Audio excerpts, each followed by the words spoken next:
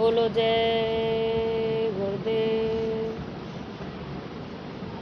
क्या लेकर के आए जग में, क्या लेकर के जाएंगे। ओ मन मूरख सोच समझ तू, क्यों आगे पछताना है। क्या लेकर के आए जगत में, क्या लेकर संग जाएंगे। काए फिर मत है भूले प्राणी, दुनिया के जंजाल में। यानी कि हम इस दुनिया में आए तो कुछ भी नहीं लेकर आए और ना ही कुछ साथ लेकर जाएंगे। इसलिए हमें गुरु महाराज के वचनों को याद करके अपना ध्यान भजन सुमिरन नित्य प्रत कर लेना चाहिए, ताकि हम अगर इस जन्म में उद्धार ना हो सके तो अगले जन्म में कम से कम हम मनुष्य रूप धारण करके दोबारा आ सकें और अपना भजन पूरा करके हम इस मृत्यु लोक से अपने सत्य लोक धाम को प्रस्थान कर सकें। तो हमारे गुरु महाराज ने इतना अंतरूनी भेद बताया है, जिसको हम याद भी करते रहें तो हमारा मन तड़पने लगेगा और अपने गुरु से मिलने के लिए उतावला हो जाएगा। एक बार गुरु महाराज ने बताया कि एक सेठ जी थे जो बहुत धनी थे और उनके पास इतना धन था, बेशुमार धन था। वो तो सेठ ही थे तो उनके पास कोई कमी नहीं थी और कभी भी वो दान पुण्य नहीं करते थे। कभी कोई भिखारी भी आता था तो उसको सड़े हुए गेहूँ डालते थे और अच्छे गेहूँ स्टॉक में लगा देते थे, और वो गेहूँ ना ही वो बेचते थे और ना ही किसी को दान करते थे। वो स्टॉक में लगे लगे सड़ने लगते थे, जो सड़ जाते थे वो गेहूँ वो दान में करते थे। ऐसे चलते चलते चलते चलते काफ़ी समय बीत गया। कुछ समय के बाद कुछ उनके पुण्य उदय हुए। जब उनका लड़का शादी के योग्य हुआ तो उनकी बहू सत्संगी परिवार से आ गई और उसने ये दृश्य देखा तो उसे बहुत ही कष्ट हुआ। उसने कहा, सोचा कि जो अन्न को एक पशु न खा सके वो अन्न हमारे पिताजी किसी को दान करते हैं, बेचारा क्या ही खाएगा इसको। उसने ये बात अपने पति से कहा। उसका पति भी लकी था जो उसकी बात को थोड़ा समझता था और कंजूसी की तो कम ही उसमें गुंजाइश थी। उसने उसकी बात को समझा और सुना, अमल किया। उसने कहा कि क्या किया जाए, पिताजी को मैं शुरू से ही ऐसा ही देखते आया हूँ और वो सुनते भी किसी की नहीं। तो उन्होंने सोचा कि उसकी बीवी ने बोला कि आप मेरी एक बात मानेंगे। तो उसने बोला, बताओ। कि हम ऐसा करते हैं कि अपने पिता माँ बाप को तीर्थ यात्रा पर भेजने का प्रयास करो। तभी उन्होंने बोला, फिर हम बहुत बड़ा भंडारा करेंगे जिससे कि इनके कुछ ये उनके कमाए मतलब अन्न में से दान पुण्य हो सके। उन्होंने कहा ठीक है। उन्होंने अब सुबह होते ही अपने सास ससुर यानी कि माँ बाप को बुलाया और लड़का बहू दोनों बड़े प्यार से समझाते हैं कि पिताजी, आपने अब तक बहुत मेहनत की है और हमको कमा के इतना बड़ा संपत्ति इकट्ठी कर दी और हमारी अब शादी भी हो चुकी है, तो क्यों ना अब हम घर संभालें और आप थोड़ा दान पुण्य तीर्थ यात्रा कर लें।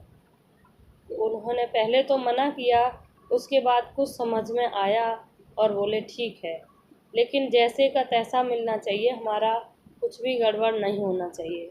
उन्होंने बोला ठीक, ये जिम्मेदारी हमारी, आप बस तीर्थ यात्रा करने जाओ। और बहू बोली, अगर आप पोती पोता को मतलब देखना चाहते हैं तो आप तीर्थ के लिए जाइए, वो अच्छा रहेगा।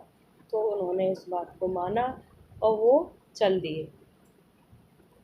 अब जब वो चलते चलते तीर्थ यात्रा करने के लिए मतलब पहुँचे और मतलब तीर्थ यात्रा के समय ही एक कहीं नज़दीकी मंदिर पर ही वो विश्राम करने को ठहरे थे। अब देखा कि गांव से बहुत ही लंबी कतार लगी है, लोग आ रहे हैं, जा रहे हैं, और जो आ रहे हैं वो तारीफ कर रहे हैं कि पिता तो बड़ा ही कंजूस था, धन्य है बेटे जो इतना अच्छा भोजन बनाया और भंडारा किया, तृप्त हो गए। तो वो सोच रहे थे कि क्या ऐसा कौन है जिसने इतना अच्छा भोजन किया है, और गांव पड़ोस सब की लाइन लगी हुई है। आखिर कौन ऐसा व्यक्ति धनी है जिसने क्या नाम है इतना बड़ा भंडारा किया है। वो सोच रहे आपस में, और सोचते सोचते बोले कि कहीं हमारा बेटा ही तो ऐसा नहीं कर रहा है। उसने सोचा कि चलो चल के देखते हैं। तो वो क्या नाम है आसपास तो थे ही, क्योंकि वो आसपास के मंदिर में ही तीर्थ कर रहे थे। उसके बाद वो वापस लौटे तो देखा कि सारा भंडारा खा के लोग बाग जा रहे हैं और समाप्ति की तरफ भंडारा है। तो उन्होंने देखा कि हमारे लड़के बहू ने तो हमें बर्बाद कर दिया और हमारा सब लुटा दिया। तो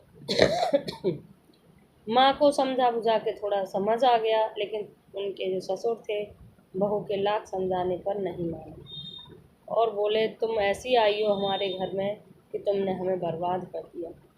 और इसी चिंता में उन्होंने न खाना खाया न पानी पिया और एक बंद कमरे में जाके लेट गए।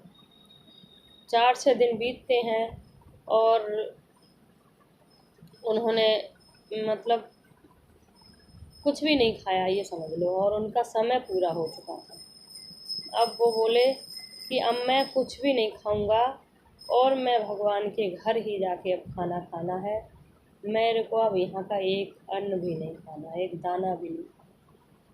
तो उसकी बहू बोली कि जब आपने यहाँ किसी को खिलाया नहीं है तो आपको भगवान भोजन कैसे देगा, इसलिए आप खाकर जाइए।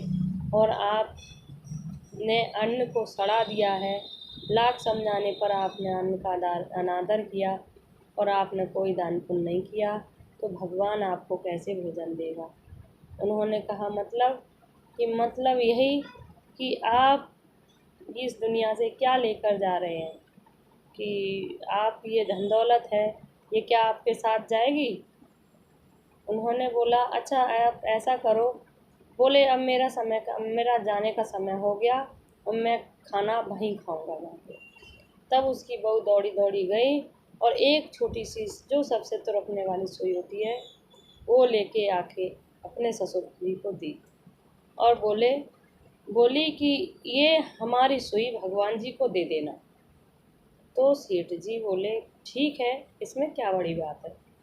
उन्होंने कहीं जेब में रखी, फिर बोले ये तो यहीं रह जाएगा कुर्ता।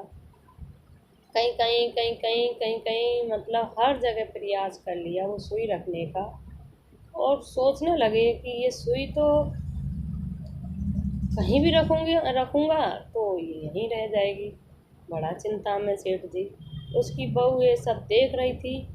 तो बहू बोली कि क्या हुआ पिताजी, आप इधर उधर बार बार सुई को रख रहे हैं, कहीं एक जगह रखो सही से ले जाने के लिए। तो बोलते हैं कि बेटा मैं हर जगह सुई रखना चाहता हूँ, लेकिन लेके कैसे इसको साथ जाऊँ, ये शरीर तो यहीं रह जाएगा। तब उसने कहा कि जब आपका शरीर यहाँ रह जाएगा तो आप ये सुई नहीं ले जा सकते। कि हाँ ये तो सच है। तब जब ये सच है तो आपने इतनी संपत्ति जोड़ के जो यहाँ जमा कर रखी है ये किस लिए, ये आपके साथ जाएगी। बोले नहीं बेटा। तो फिर क्यों आपने इतना अन्न दाना सड़ाया, क्या भगवान आपको इसको माफ़ करेगा। तो उनको समझ आया और कहा धन्य भाग्य हमारे कि हमको ऐसी बहू मिली, लेकिन एंड में ही मिली, कोई नहीं।